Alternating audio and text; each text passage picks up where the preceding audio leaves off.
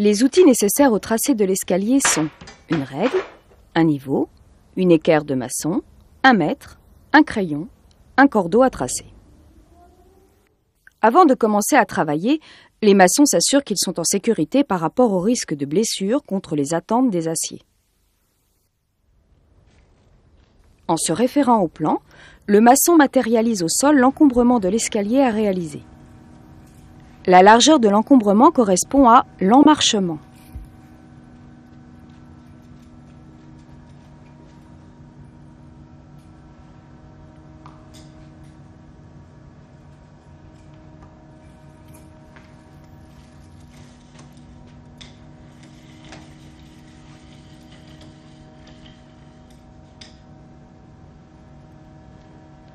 Les maçons tracent, au cordeau à tracer, la parallèle au mur des chiffres de la première volée.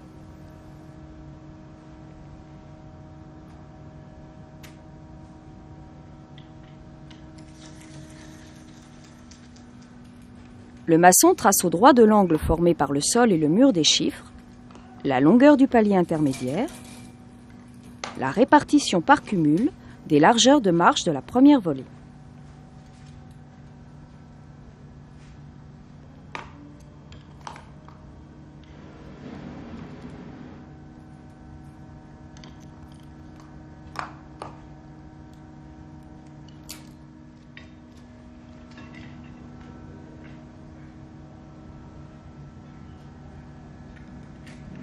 Le maçon matérialise sur le mur des chiffres à l'aide du niveau chaque trait correspondant aux contre-marches.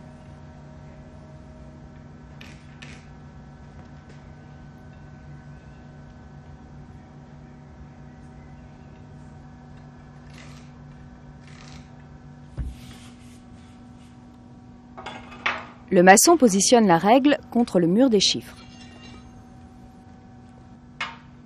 Il présente l'équerre sur la règle au droit du tracé du palier intermédiaire et matérialise le retour d'équerre sur le sol.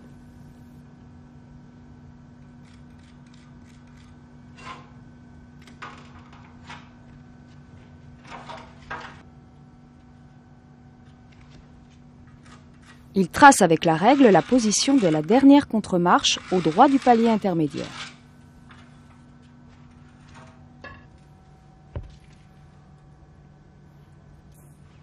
Sur la ligne tracée au bleu, le maçon matérialise la longueur de la première volée au droit de la première contre-marche.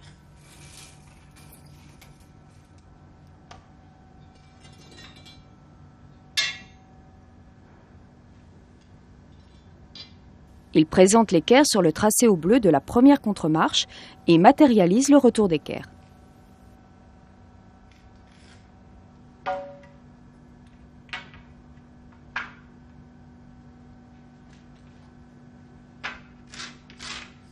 Il trace la position de la première contre-marche et contrôle ensuite l'équerrage.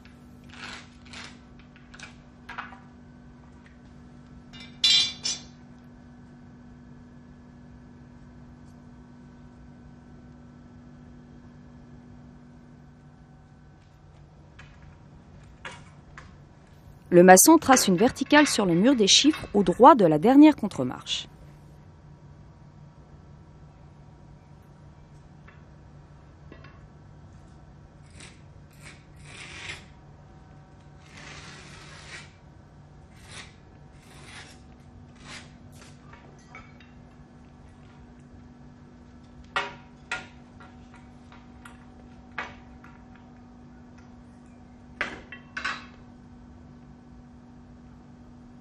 Il fait de même au droit de la première contre-marche.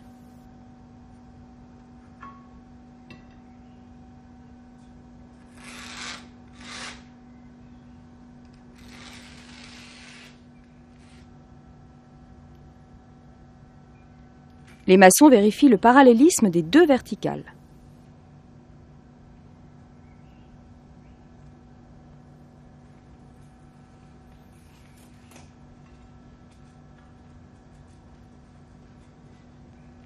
Le maçon vérifie la hauteur du trait de niveau. Ici, 1,05 m. Il matérialise le dessus du palier intermédiaire dans l'angle des murs des chiffres et par rapport au trait de niveau. Il fait de même sur le trait vertical tracé au droit de la première contre-marche.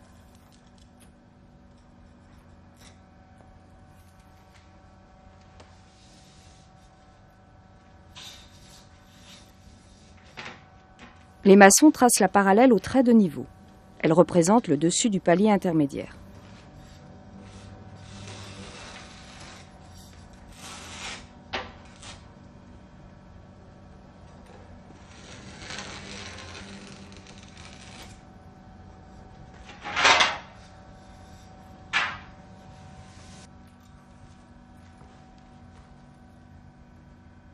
Le maçon matérialise dans l'angle du mur des chiffres le niveau du sol fini par rapport au trait de niveau.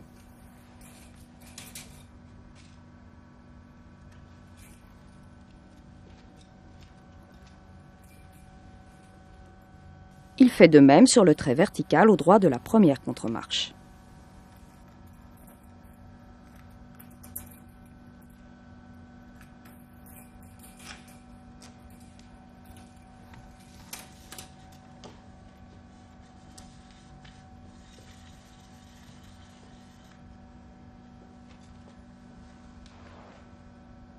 Les maçons tracent au cordeau à tracer le niveau du sol fini.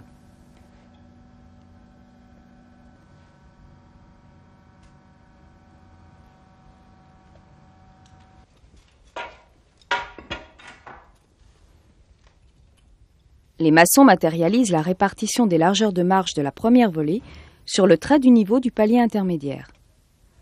Ce tracé s'effectue par cumul.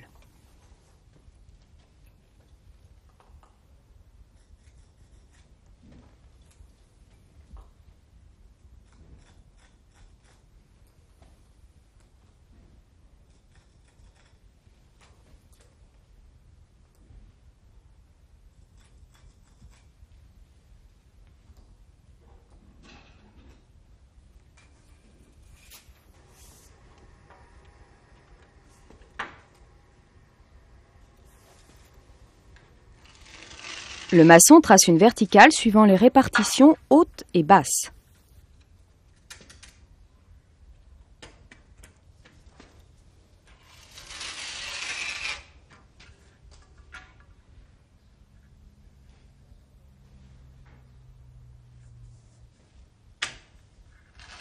Ces tracés matérialisent les contre-marches.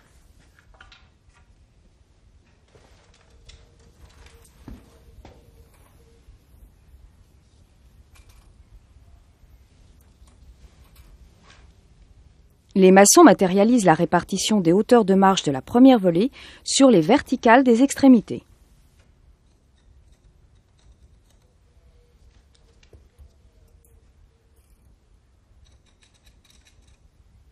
Ce tracé s'effectue par cumul.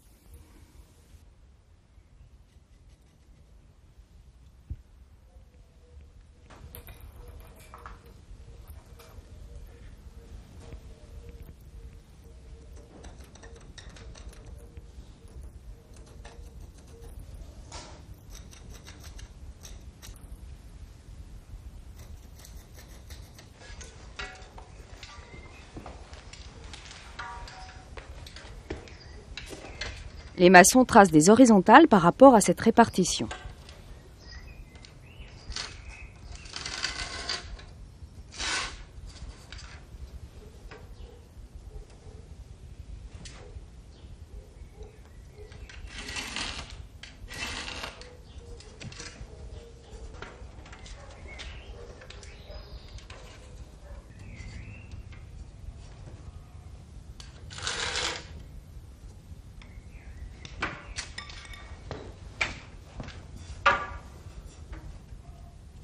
Ces tracés matérialisent le dessus des marches de l'escalier.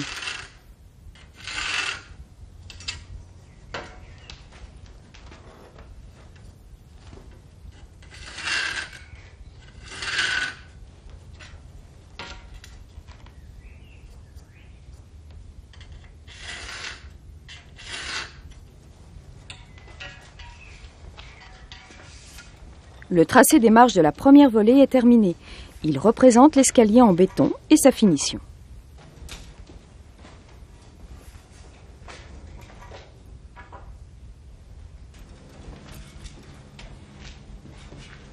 Les maçons contrôlent l'alignement des nez de marche à l'aide d'une règle. Les nez de marche doivent s'aligner entre eux.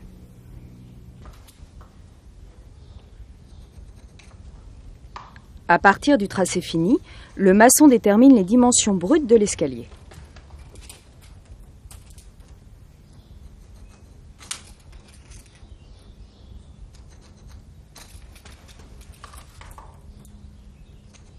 Pour cela, il matérialise l'épaisseur correspondante à la finition aux extrémités du dessous de chaque marche et à l'arrière de chaque contre-marche.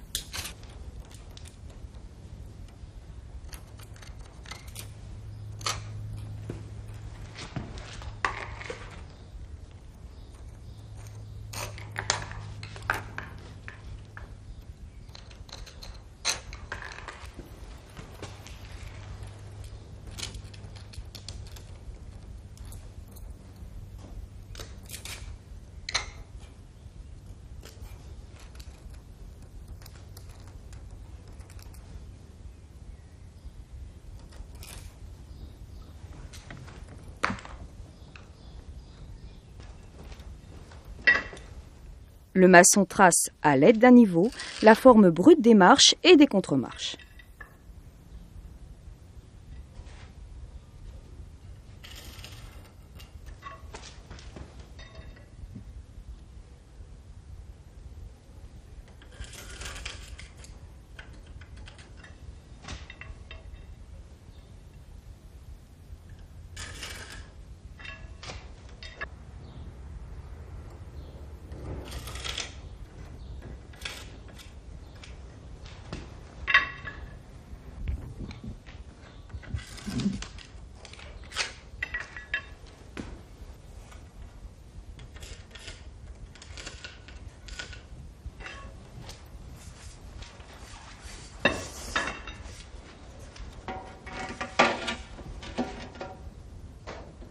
Les maçons tracent le brut du dessus de la dalle du palier intermédiaire.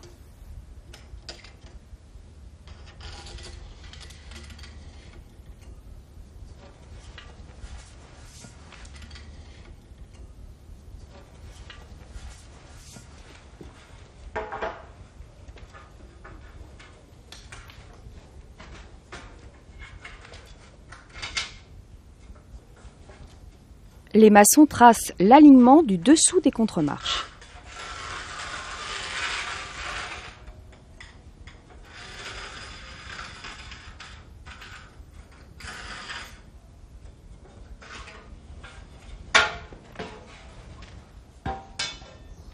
Ils tracent de part et d'autre de cet alignement un retour d'équerre.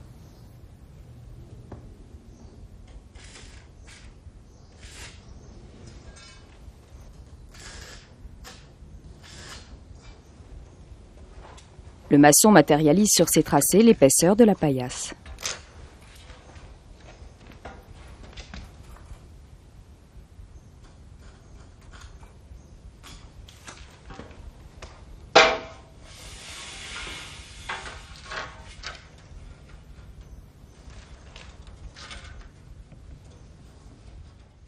Les maçons relient, à l'aide de la règle, les traits qui matérialisent le dessous de la paillasse.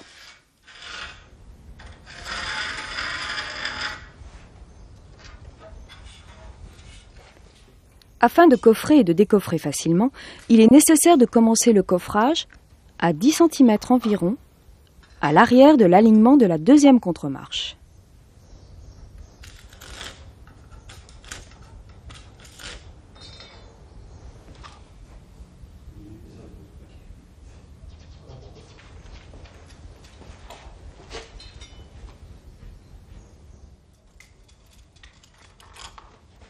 Les maçons matérialisent l'épaisseur de la dalle du palier intermédiaire et tracent le dessous de la dalle du palier intermédiaire. Le tracé de la première volée de l'escalier est terminé.